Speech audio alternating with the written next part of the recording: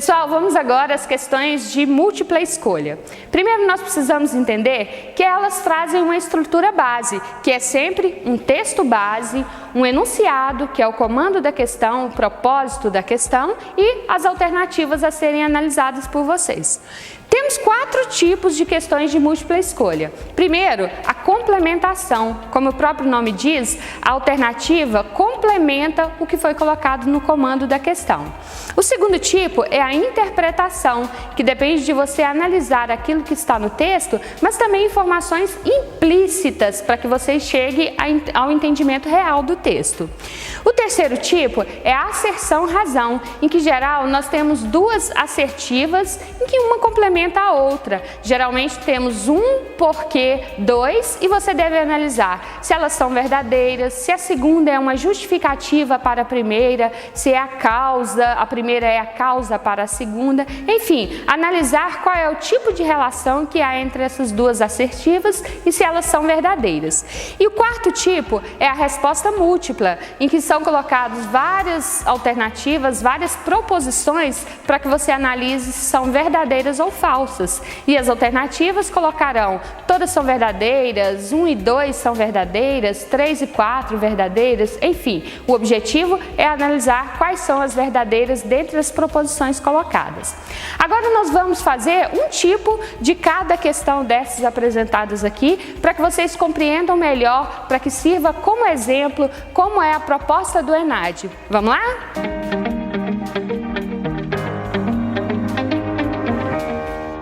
Vamos à resolução da questão 1 do ENAD de 2017, que é do tipo complementação. Os britânicos decidiram sair da União Europeia, UE. A decisão do referendo abalou os mercados financeiros em meio às incertezas sobre os possíveis impactos dessa saída. Os gráficos a seguir apresentam, respectivamente, as contribuições dos países integrantes do bloco para a União Europeia em 2014, que somam 144,9 bilhões de euros, e a comparação entre a contribuição do Reino Unido para a União Europeia e a contrapartida dos gastos da União Europeia com o Reino Unido. Abaixo nós temos 2 gráficos. Como toda questão que envolve gráfico, você não precisa de ler todos os detalhes desse gráfico. Você deve partir para as alternativas e ver o que cada alternativa apresenta para saber se é verdadeiro ou não. Então, vamos lá direto às alternativas. Considerando o texto e as informações apresentadas nos gráficos acima, assinale a opção correta. Na letra A nós temos: a contribuição dos 4 maiores países do bloco somou 41,13%. Então, o que você deveria fazer? Pegar lá no primeiro gráfico e somar Alemanha, França, Itália e Reino Unido. Essa soma dos números que estão apresentados aí acima deu 70,9. Só que esse 70,9, como diz no gráfico, é em bilhões de euros. E a questão fala de porcentagem. Então, para achar a porcentagem, você deveria dividir esse total, 70,9, pelo total da União Europeia, que é 144,9, e teve a resposta de 0,4893, representando então 48,93%. Falsa questão, que dizia 41,13. Na letra B, o grupo Outros Países contribuiu para esse bloco econômico em 42,1%. A tendência da maioria dos candidatos é marcar essa questão, porque no gráfico apresenta exatamente 42,1%, mas no gráfico 42,1% é em bilhões de euros e na alternativa em porcentagem. Então você teria que colocar 42,1 dividido por 144,9, que é o total, e acharia 0,2905, correspondendo a 29,05%. Então, errada também. Na letra C, a diferença da contribuição do Reino Unido em relação ao recebido do bloco econômico foi 38,94. Era só você pegar o segundo gráfico e fazer 11,3 menos 6,9, que é igual a 4,4, mais uma vez em bilhões de euros. Então você teria que dividir pelo total de 11,3, 4,4 dividido por 11,3, que ficou 0,3894, ou seja, 38,94%, que é a resposta à letra C. Só para complementar, a letra D, a soma das participações dos 3 países com maior contribuição para o bloco econômico supera 50%. Você somando esses 3 países deu 59,6, mais uma vez em bilhões de euros. E convertendo isso para porcentagem dá 41,13%. Então está errada. Na letra E, o percentual de participação do Reino Unido com o bloco econômico em 2014 foi de 17,8%, o que o colocou entre os 4 maiores participantes. Não, era só de 11,3%. Então você deveria dividir 11,3% pelo total 144,9, que deu 0,078, ou seja, 7,8% e não 17%. Portanto, falsa resposta letra C.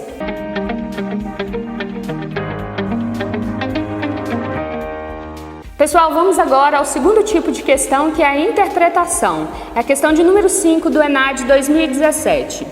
Hidrogéis são materiais poliméricos em forma de pó, grão ou fragmentos semelhantes a pedaços de plástico maleável. Surgiram nos anos 1950 nos Estados Unidos da América e desde então têm sido usados na agricultura.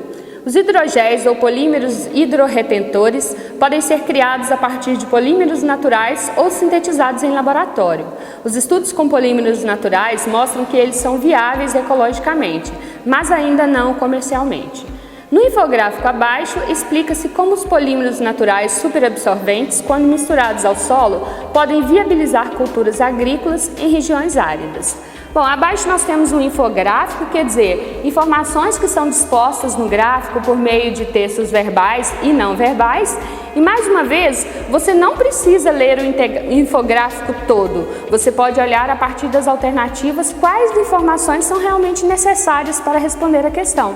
Então, temos aí, por dentro dos hidrogéis, um infográfico com 5 fases bastante detalhado. E você volta nas informações à medida que for necessário.